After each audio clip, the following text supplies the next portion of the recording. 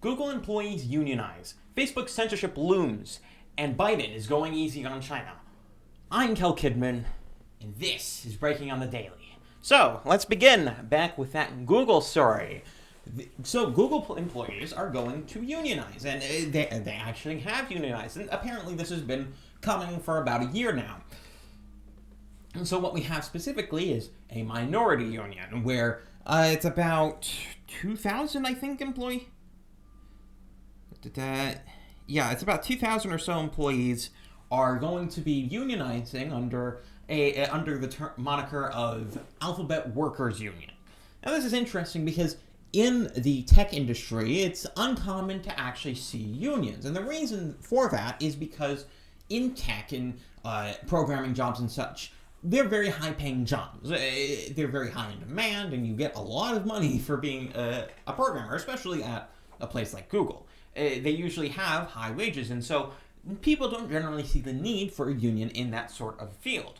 However, this union is interesting because it isn't designed for that. And it's quite funny because depending on how you look at unions, and based on how I look at unions, it's less of a change from what a normal union is and more of a taking the mask off of what a normal union is in reality as opposed to what it pretends to be.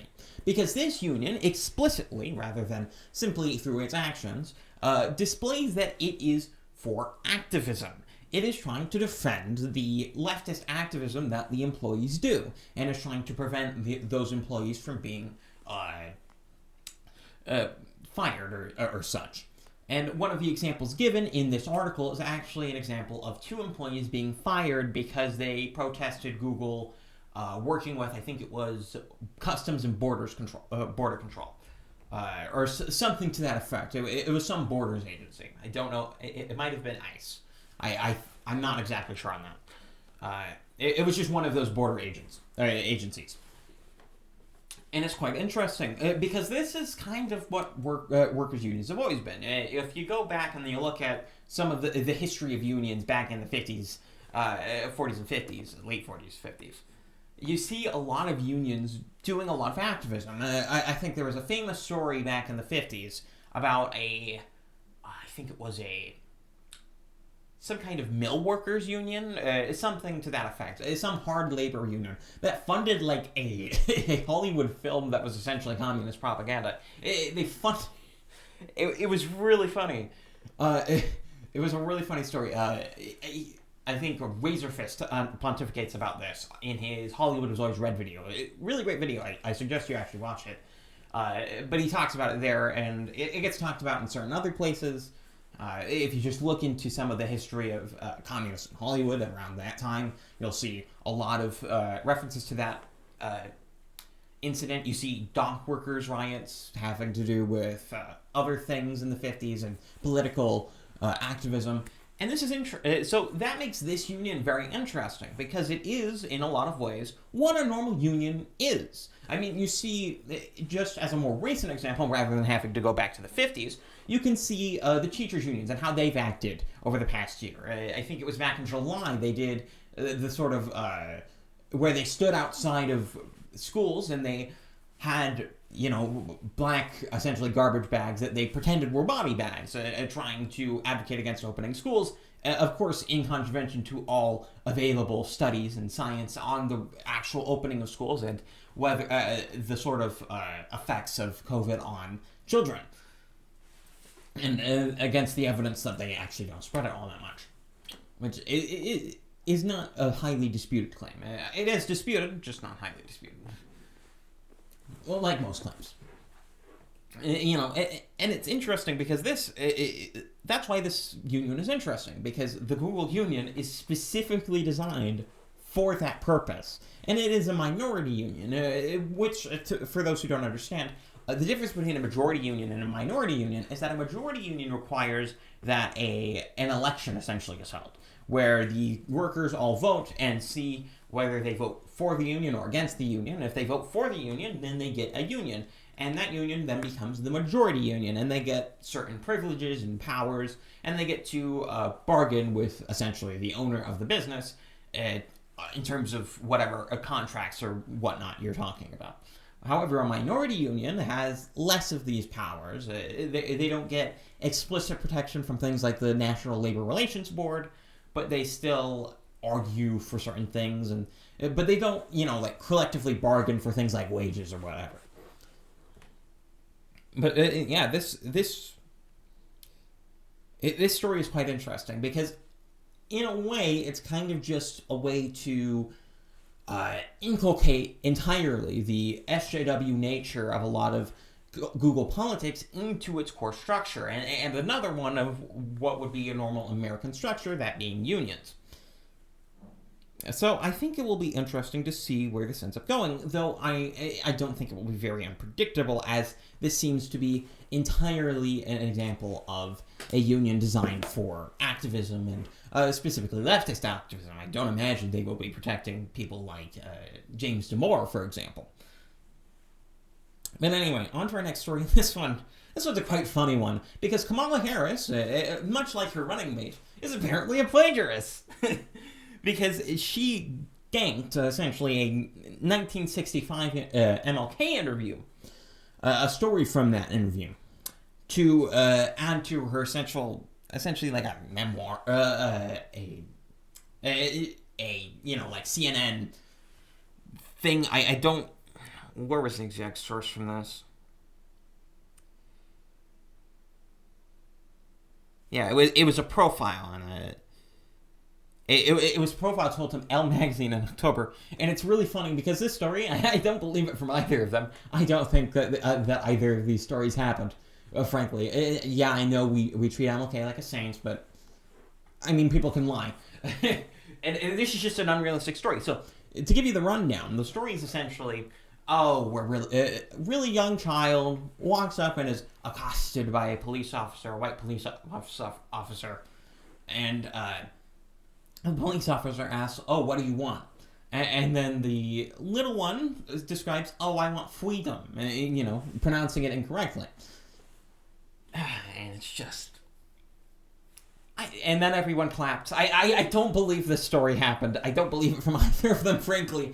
Just because children don't walk around saying that kind of crap. At least they don't say that kind of crap without prompting from their parents or something like that. Okay, let me revise that. It's not that I don't believe this story could have happened or didn't happen with MLK.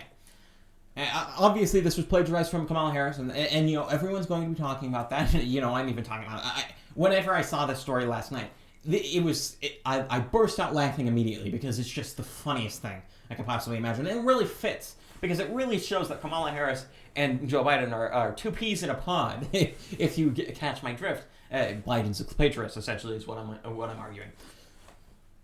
But to talk about it more, I think that going back to the MLK story, I think this is more an example of him being prompted by his parents or something as to what to say. I mean, bringing your child to a political rally is already kind of a iffy move. I don't like that kind of thing. I don't even really, it's just, it irks me. It really does.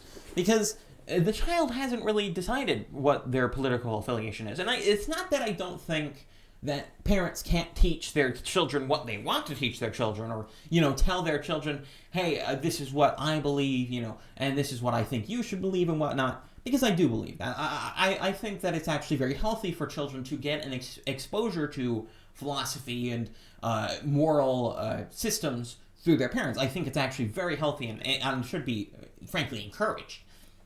My problem isn't that. My problem is rather that this story is an example of just kind of nastiness. Because I have a problem with people bringing their children out to political rallies. And the reason for that is because there's a difference between teaching your child something and teaching your child about moral structures and fundamentals and that sort of thing, and actually bringing them to a place to advocate for a particular position that you don't even know if they'll believe in the future. Now, of course, you'll have the rejoinder that, well, this is in the Jim Crow South, and we're talking about a child growing up in that scenario, and so it may be more justified in that scenario. And just to be entirely clear, this may be coming from a bias of mine, where I live in in a time where there isn't really all that much in which I would say that a child needs to actually advocate for or against. There isn't many things that I can think of that are a great moral, such a great moral catastrophe that it really needs children to go and advocate for it. And yes, that includes abortion, by the way. Obviously, abortion is a moral travesty, but I don't see the justification for actually having children go out and advocate for it. I'm being entirely consistent about that. It's just, I don't know. It just irks me as a general rule. And this might be an exception to that rule, but I don't know. It seems like a Fed line to me, even if this story did happen as stated. I feel like we're missing a bit of context as to, the parents telling the child what to say. But to get back to the Kamala Harris aspect of this, oh my gosh, it's really funny because Kamala Harris has all sorts of these types of stories about how, oh, that little girl was me. Remember that back in September? That was back late 2019 or something. Man, that was a jab against Joe Biden, if I remember correctly. That was really funny. That was another really funny example. Yeah, that story is kind of suspect as well. And it's really funny because, I was in the second class.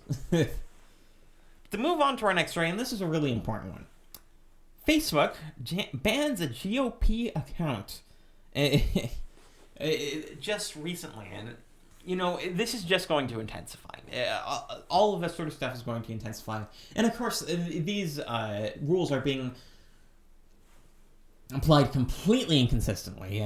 In this particular article from OANN, they give some examples of some DNC ads that are very inflammatory. I watched a few of them, and they are very inflammatory that remained on Facebook. Of course, I think that all of these ads should be allowed wholesale, because Facebook is a platform, which, by the way, for the people who wail and scream about how they're a private company, first of all, they're not really. They get a lot of government subsidies. The only reason they have so much market share, especially for a company like Google, which has gotten, as I've stated before, hundreds of billions of dollars in subsidies, $600 billion as of 2014. To imagine that hasn't skyrocketed is completely ridiculous.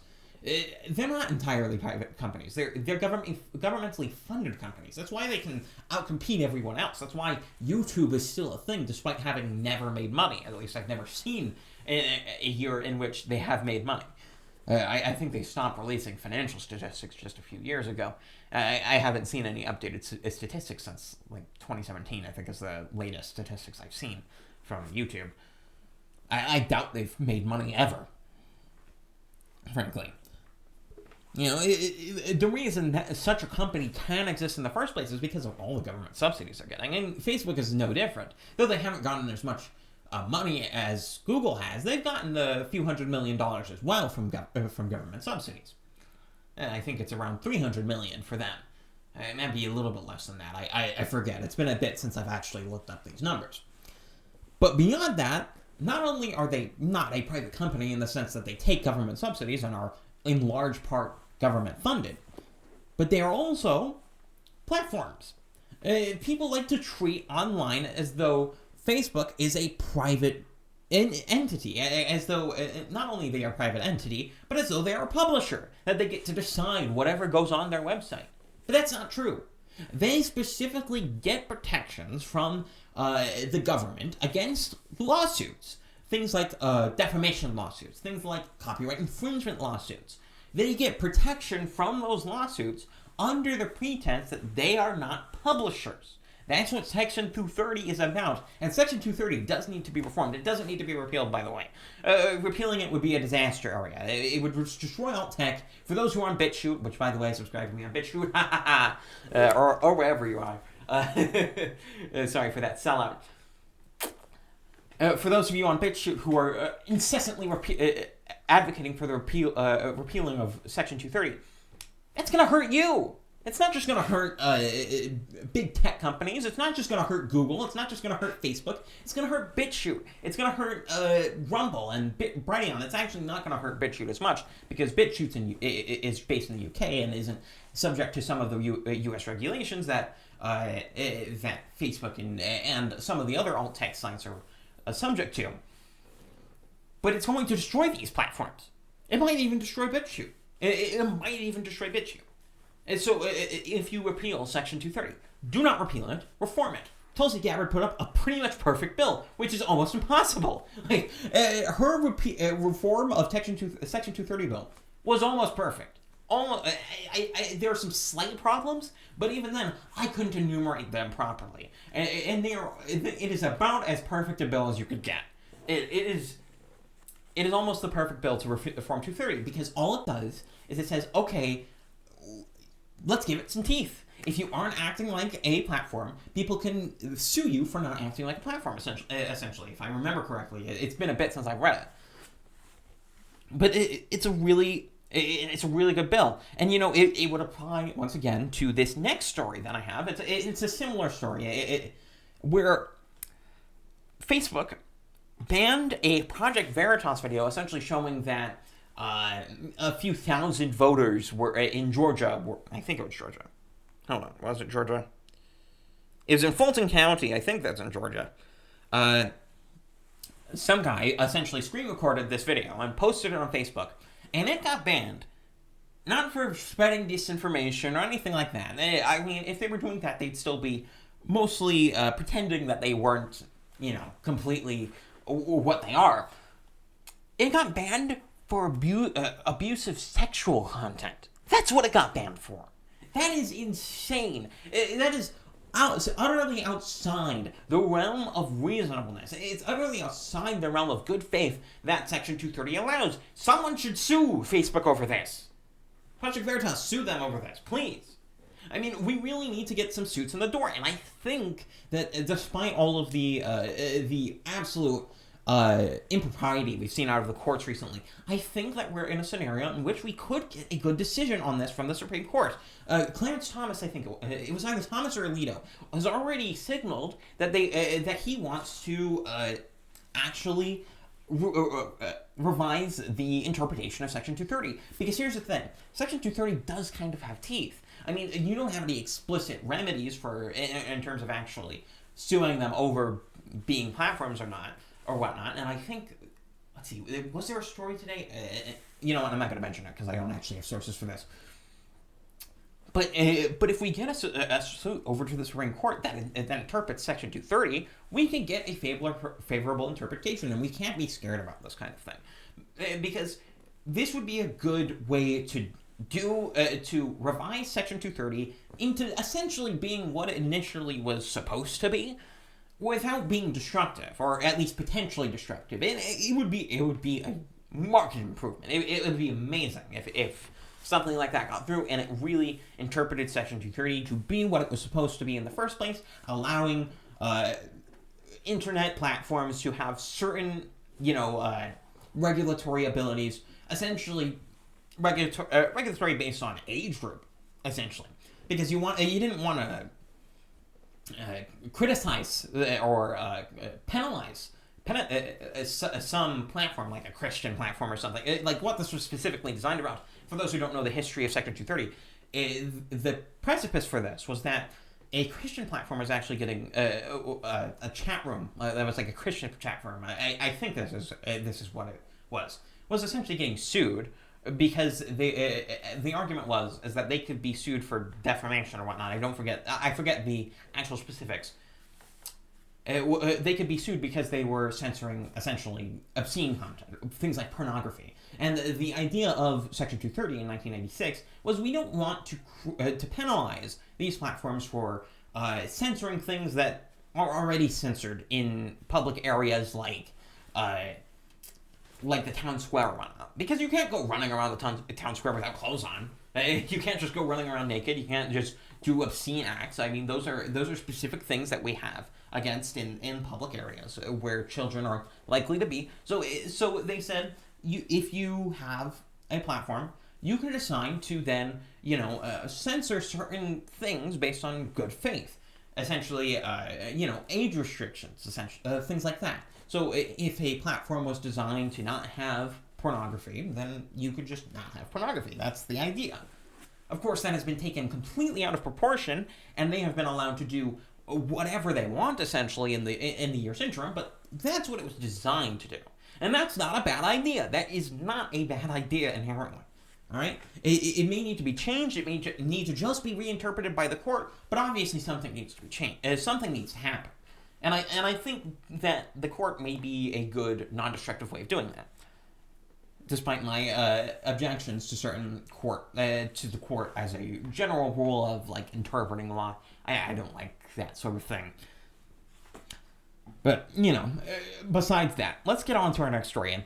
This next story is Senator Loeffler is saying, I will oppose the Electoral College certification. Now, Senator Loeffler just won in Georgia.